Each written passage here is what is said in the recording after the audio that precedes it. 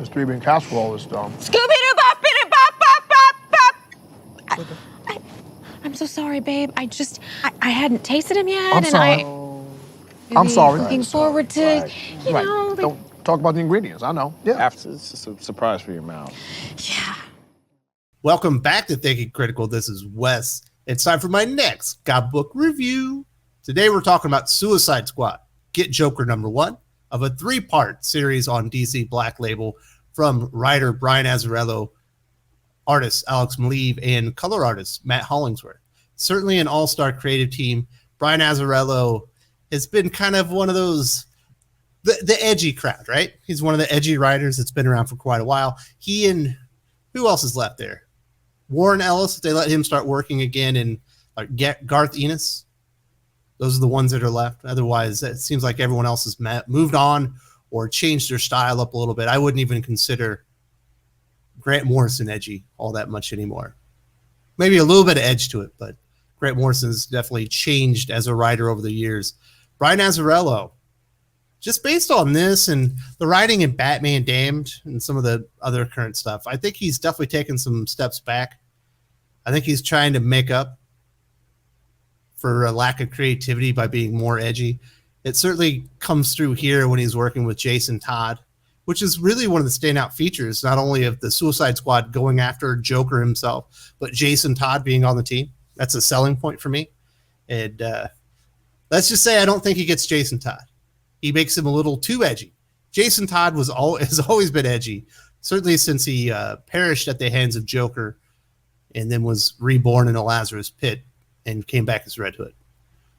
This isn't a very good comic book. I certainly don't recommend it. And it's not just because of the politics stuff that we will get into with Wild Dog. There's a lot more to it. The dialogue is atrocious. The characterization, uneven would be a compliment. The characterization is just poor or non-existent for a lot of the characters. For the first half of the comic, it's pretty bland and mundane.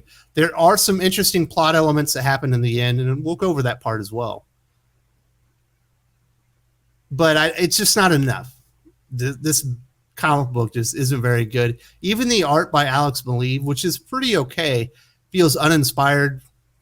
I think he realized that he got a lemon when he got handed this when he got handed this script. The colors by Matt Hollingsworth are fine, but there's just nothing really that stands out that's good about this comic book. And that's a problem. But there are so many things that stand out that are bad. I'm going to give it 2 stars because I do think the art is solid enough. But if you were to tell me, Wes, this should be a 1.5-star comic, I couldn't disagree with you. But if you said, Wes, this should be 2.5 stars, I'm like, nah, I think I'm being generous enough going to 2 stars. Now, before I get into the details, I do have some exclusive covers from my friends over at Comics Elite. If you have not been going to the podcast every Wednesday morning, they drop their must-reads and must-skips and kind of middle-of-the-road comic books for the week. Every week, they read every single comic book. Do not go into your LCS unarmed every Wednesday. Make sure you listen to that podcast first. Get all the good information. That way you can go and get the best comic books possible and hopefully skip Suicide Squad to get Joker. At least that's my opinion. They might have recommended it. They certainly have their own opinions on these things. There's one cover. There's 2 different versions with different trade dresses. And this is from comic book cover artist Carla Cohen for their exclusive Megacon store variant cover. If you are not familiar with Carla Cohen, she does a lot of variant covers, a lot of photorealistic, women mostly. And a lot of times they're sexy. And this one, certainly if you're a fan of Batman Returns by Tim Burton, which was the sequel to the Batman film in 1989, you will recognize this character. Very slick-looking cover. This one here with the full trade dress is going to be printed out at 3,000 issues. This next cover right here with the limited trade dress, the standard B cover for DC Comics, will come with a certificate of authenticity. There are only 999 of these being printed, and there's going to be a limited pre-sale going on today at 5 p.m. Eastern on their website. There's a link in the video description. If you want to go to the Comics Elite website and hit that pre-sale that goes on at 5 p.m. Eastern. I know the last time they had one of these pre-sales for their Terrificon exclusive cover homage from Ken Lashley. That thing sold out in minutes. So if you want to get this and you want to get it on the pre-sale, you're not going to be able to make it to Megacon, go to their booth and actually get this cover from them. You're going to need to be there, like, probably waiting. And I definitely would encourage that, because it's a slick looking cover.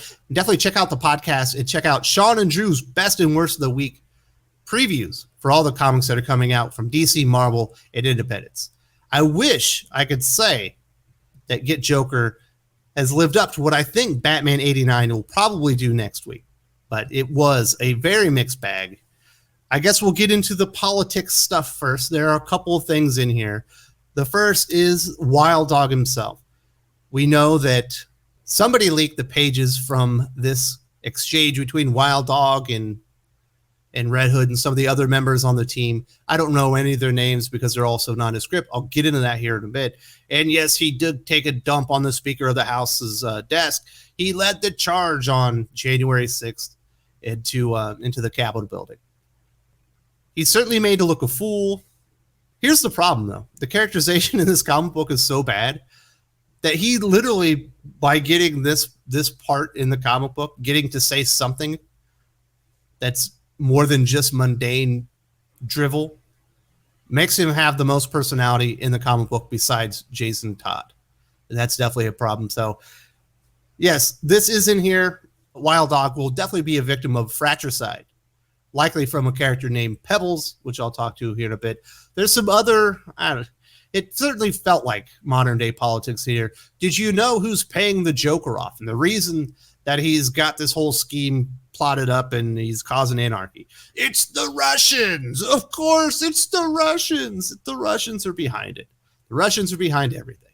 Now they're paying off Joker to cause mayhem in the streets. Does Joker seem like a character that's willing to be paid off by a government? Even if he's not really doing their bidding? Nah, it doesn't sound like Joker. Another country is paying Joker funding. I should choose my words better, thank you. Let's call them Red, the Russians and all. What's he doing for them? They aren't asking him to do anything. They're just giving him money. Walter knows all this. I don't get money for what? What he does best, creating chaos. Listen, I get it, Brian. You two have been caught up in all the things that have been happening. We all have been. It doesn't make sense for Joker. And it makes your story reads really stupid. It's like, oh, great. More Russian stuff. Didn't see that coming. So there is a little bit of modern day political stuff, social commentary, you want to call it. It's all pretty weak. It adds nothing really to the story other than giving Wild Dog himself a personality, which is more than I can say about every other character in here, other than Jason Todd. Obviously, Jason Todd is the starring character. The beginning of the entire comic book is basically dedicated to retelling his story with some added twists here and there. There's some weird stuff in here, too. He's talking about when he was being raised, and he had a cool dad and a cool mom, referring to Alfred as his cool mom. I don't know. Maybe some people see Alfred as his surrogate mother. I certainly don't. If you want to use a parent analogy for Bruce Wayne and Alfred, Bruce Wayne is like the divorced father. He comes around, you idolize him, but he's not around enough. You wish he'd be around more, and you're always looking for his approval. And then Alfred is like the stepdad that came in when you're like 12 years old and you really needed some guidance. And he was always there for you. He was overly patient, and you kind of treat him like crap every once in a while, but he was always there for you. And then when you're like, I don't know, 24 years old, and maybe you come back from college or come back from the military, and you realize that he was your real dad all along because he is the one that really cared for you. That's, if you're going to use a parent analogy on Bruce and Alfred, that's the one I would use. Bruce is the cool dad, that in the divorce, he comes by, he means well, but he just doesn't have enough time. And then Alfred is the stepdad who stepped up when he didn't have to and really looked out for you. I don't know. Is my analogy better, or do you see Alfred as the mom of all the Robins? That was pretty ridiculous. Also, it turns out that Jason Todd was the victim, apparently, of police brutality when they finally brought him down. It's also heavily hinted at that his body count is so high that he ought to be called a serial killer if he wasn't a vigilante, because he killed so many people. Now, he certainly killed people in the past, definitely during the Red Hood story arc and since then. But they're just amping up the edginess. And then when he goes to prison, because obviously he got caught, he turns into Rorschach. I'm not in here with you. You're in here with me. He should have just said that. He was so violent, and he beat the other inmates around so silly that he scared the Penguin. My goodness. Jason Todd's edgy enough. I don't know. If you wanted to use Rorschach, I mean, they're letting Tom King use Rorschach. I'm sure they would have let him use Rorschach. This isn't the worst characterization in the book, but I don't think it's altogether reflective of the wonderful tapestry and very layered character that is Jason Todd, who I personally love a lot. He's one of my favorite characters in the DC universe. And this is one of my least favorite characterizations of it. Some people might disagree with me. And definitely, if you love this comic book, let me know in the comments section. Tell me where I'm wrong. Let everybody know that good old Wes is a moron and does not know what he's talking about here. I'm sure there are many people that agree with you. While I'm not a fan of the characterization that Jason Todd gets, he definitely, besides Wild Dog, they get the best characterization in the entire book. When they introduce the team, they're all so blasé and boring. Now, we do know that the Suicide Squad movie is coming out from James Gunn. There's a reason this comic book came out about the same time. I imagine they want some type of synergy. There's no way that in the movie, this lifeless, bland, boring version of Harley Quinn is going to be in that movie. From what I can tell, this is the third version of Harley Quinn we've gotten so far. We got the original one from the animated universe that snuck into the comic universe that everyone liked. We have the current one that's on the big screen that's also in comic books. That's really over the top and quippy, and I think she's supposed to be funny, but I don't really like her. She's more like an anti-hero. But now we've got this third version that is completely lifeless and boring. Nothing that comes out of this character's mouth in this comic book sounds like Harley Quinn that we've ever seen before. Is she on Prozac or something? I don't know. Maybe they drugged her. But even when she's out on the mission, she's still completely boring. You lead, I follow. With a little luck, it's my last mission. I'm this close to getting out of this joint for good. Does that sound like Harley Quinn? Absolutely not. We all used to be something else. Even you, Waller. I bet you always weren't such a bitch. Well, I guess she threw a little profanity in there, so that's more like the character. And that's another thing. We get some uncensored B-word action there. I'll get into that. Okay, I've got a whole section for dialogue. And that's going to be a big part of it. Remember that. Remember we got some B-word action there. And then when they introduced the rest of the team, including Wild Dog and Yonder Man, there's another girl named Plastique, an Asian character that I think her name's Meow Meow, but they might call her Mimi. Silver Banshee, Firefly. This is all you get. You get a little brief description of who they are and what their powers are. And then throughout the rest of the comic book, they're just lifeless and dead, other than Wild Dog, who took a dump on Nancy Pelosi's desk and led the incursion into the Capitol building. And then there's this other character here named Pebbles, who I assume is kind of tailored after Power Man, because after this, you only see him 2 times. One of them, they're in a firefight, and he has bullets bouncing off of him. At another time, when Wild Dog claims that he's oppressed, he says, "Shut the fuck up, oppressed." And that's the only line. Like the only reason it appears that he put this, he being Brian Azzarello, I believe this is the first appearance of the character, he put him into the comic book was so he could say that to Wild Dog. Otherwise, he does nothing. Much like most of these other characters, although Meow Meow appears to be one of the vampire hybrids from Blade 2. The characterization in this thing is all bad. The characterization also on Amanda Waller is really not all that great, but it's not as bad as Harley Quinn. I'll give it that. I don't know. There's not even time to talk about all the things wrong with Amanda Waller in this comic. There just isn't enough time to cover everything wrong with this comic book. It's just not very good. That's what it is. And I did mention the dialogue. This is a DC Black Label. It's supposed to be 17 and up. It's for mature audiences. And there's all this censored out cursing. And a lot of it doesn't make any sense. And I showed you earlier, there's an uncensored B-bomb. Let me read this and tell me what you think. The Red Hood, Admittedly, not a great one, speaking of his name, but one which had some significance. One I made, is it shit? Badass? I'm not sure. Maybe it's bitching. Like bitching as in above the law. Because if it said, one I made shit as in above the law, I don't think that works. One I made bitching as in above the law. Maybe. I don't even know what it's supposed to be. Which, when you act that way, pissing the law off. I'm assuming that's the word pissing. Why would you censor out the word pissing? I have no idea. And then he has this conversation with Waller. It's so stupid. Everything. I know if you look in the bowl after you take a shit. So they've censored out shit. And then he says, because everybody does that. And then she says, you think you're fucking that interesting, but you really should say, you think you're that fucking interesting. Brian Azzarello's a writer. He should know that. I don't know. There's really bad dialogue. And the whole thing with the censored out cursing in a mature ages comic book was felt jarring. And then when you get later in the story, it's no longer censored out. Like, where is what's his name? His name's Cotton. What's his full name? Mike Cotton. Where's Mike Cotton in all this? The editor. Is he intentionally trying to make this read like shit?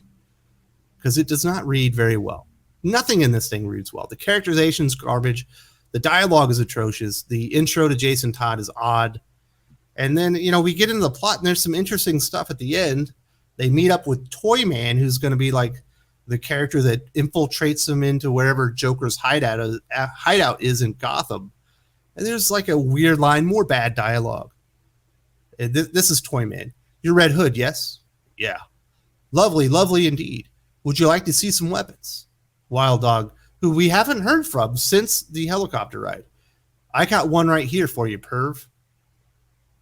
And as he's grabbing his junk. I guess it's a good joke. Why is he calling him a perv? I don't get it. It was out of nowhere just for a joke, I guess. And then, so they infiltrate this hideout. Well, I guess it's a club where Joker's at, and they go in, and all of a sudden it's gun blazing. Clearly shows that they're shooting, and the other team is shooting, but no one dies. No one gets hit. It was really strange. And then we end up, as this is happening, Waller is, she's got bombs in all their heads. And then Joker shows up like the dudes out of Clockwork Orange, singing Bring It on the Rain instead of Singing in the Rain. If you remember Milli Vanilli, weird reference. And I guess he starts beating up Waller, who's strangely lost a lot of weight in this comic. And then he ends up killing her, so he's got the device so he could kill all of them by blowing their heads up. So apparently they're going to be working for him in the next 2 issues. Right? At least that's the way there's some interesting stuff at the end, but by the time this happens, the entire thing is falling apart. It just sucks. It's a bad comic book with pretty decent art. I would have expected more. I don't know. I was very disappointed with Suicide Squad Get Joke. I could have easily forgiven 3 pages of whatever about the January 6th stuff with Wild Dog. Whatever. I know that the creators of the character are upset. If the story was good and the characterization was awesome and all that stuff, and it just flowed together, you had that one thing in there, like whatever. I can roll my eyes and move on. But it just sucks. There's nothing really redeeming about this other than the art. Now, a lot of people are going to love this, but it just was not for me. I did not think this was well executed. There are so many levels to where I think Suicide Squad Get Joker by Brian Azzarello, Alex Maleev, and Matt Hollingsworth falls apart, that I cannot recommend it. I think this is a really bad comic. When's the last time Brian Azzarello had a really good comic? I liked the art in Batman Damned. I thought it was superb. It was like superlative, really. But the story itself just sucked. And this is worse. I wouldn't read it, but definitely go get that Batman 89 variant covers if you can make it at Megacon. If you can't, definitely be ready tonight at 5 p.m. on the Comic Elite website to get your exclusive Carla Cohen cover with Catwoman on. Looks great. It certainly looks better than anything you got in Suicide Squad.